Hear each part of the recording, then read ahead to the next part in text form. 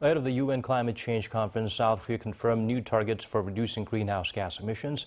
It's even more ambitious than before, a 40% cut before this decade is up. Seo Eun-kyung fills us in.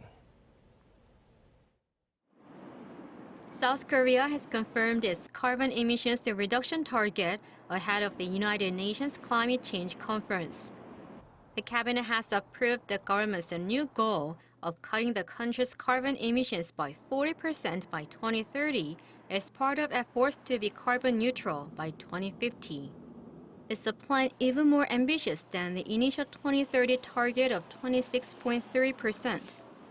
Those costs are from 2018 levels, the peak year of South Korea's gas emissions, and the baseline year for setting the country's emissions reduction targets. The plan outlines the reduction goals for each carbon-intensive industrial sector. For the energy supply sector, the government aims to lower emissions by 44.4%.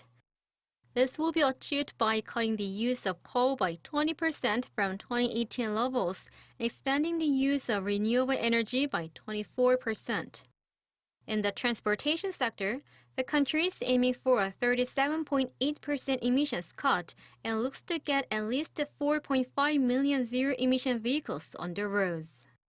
When it comes to the construction sector, the government aims to reduce the emissions by 32.8%, mainly through making new buildings more energy efficient. And for other industries, the target is 14.5%.